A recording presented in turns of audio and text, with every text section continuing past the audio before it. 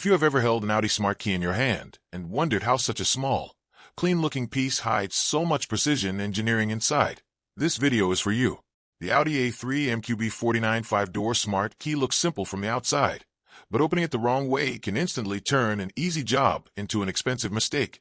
One cracked casing, one broken side strip, or one damaged circuit board, and suddenly you are dealing with customer complaints, rework, or even a dead key. So today, we are slowing everything down and walking through the correct, safe way to disassemble this key without stress, guesswork, or damage. Welcome back. I am Hussein, and you are watching Baabji Motors, where we focus on real-world workshop knowledge, practical diagnostics, and the kind of hands-on experience you only get after doing these jobs again and again.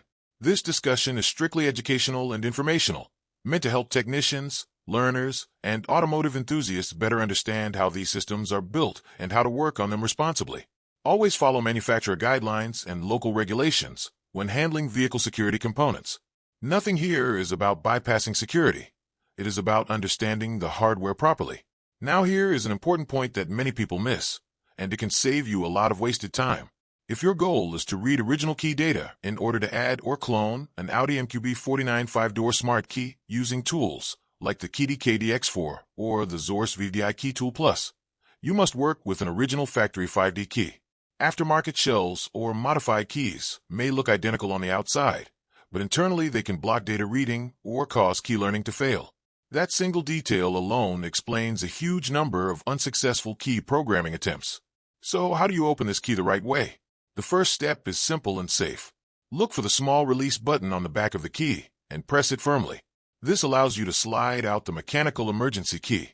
Set that metal key aside somewhere safe, because you will need it later to reassemble everything properly.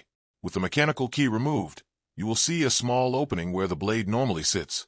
Take a flathead screwdriver and gently insert it near the small plastic clip inside that opening. You do not need force here. A light twist is enough, and the back cover will pop loose. Once it starts to lift, you can remove the back cover completely using your fingers. Under that cover sits the battery. Carefully lift the battery out. Take note of its orientation, so you do not accidentally install it backward later. At this stage, resist the temptation to pry randomly around the edges. This key has internal locking points, and prying in the wrong area is the fastest way to crack the shell. Next, position your screwdriver in the designated internal slot near the center of the key casing. Gently push downward by about 3 to 5 millimeters.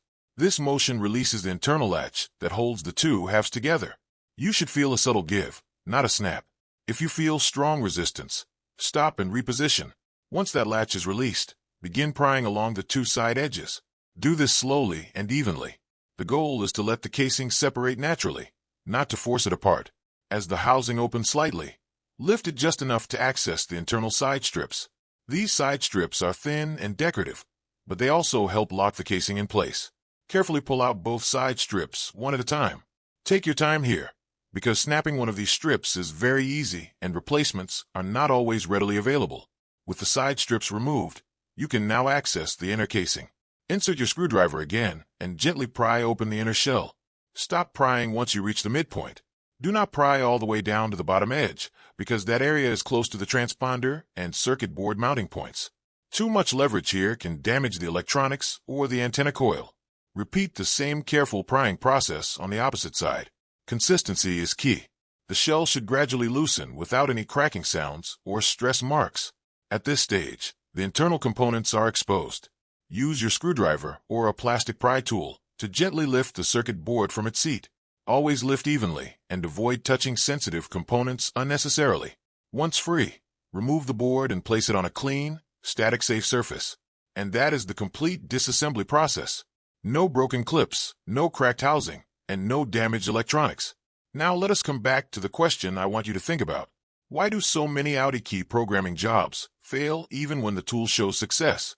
The answer, more often than not, comes down to hardware handling, using non-original keys, damaging the casing during disassembly, or stressing the circuit board can all cause silent failures that only show up later as no-start conditions or intermittent recognition issues. Personally, I believe careful physical handling is just as important as having the latest software or the most expensive programming tool. You can have the best equipment in the world, but if you rush the basics, the job will still fail. Some technicians may disagree and say software is everything, and I would genuinely like to hear your experience on that. Here is a useful tip many people do not realize. The antenna alignment inside the key housing can slightly shift if the casing is forced open, and that alone can reduce signal strength enough to cause sporadic key detection issues. It is a small detail, but it makes a real difference in modern smart key systems. If this breakdown helped you understand the process better, aim for 1,000 likes on this video and drop at least 100 comments with your questions, experiences, or even disagreements. If you are not subscribed yet, consider subscribing. Only a small portion of viewers actually do, and subscribing directly helps Baabji Motors grow, reach #1 in its niche, and continue producing this kind of deep, research-driven content. Videos like this take real workshop time, testing, and effort, and your support through likes, comments, sharing, and subscribing genuinely keeps it going. If you noticed any tools mentioned in the description, and they include affiliate links, using those links supports the channel at no extra cost to you and helps fund future in-depth tutorials like this one. Share this video with someone who works on Audi keys or is just getting started in automotive diagnostics. Thanks for watching, and until next time, keep learning, keep sharpening your skills, and work smart in the workshop.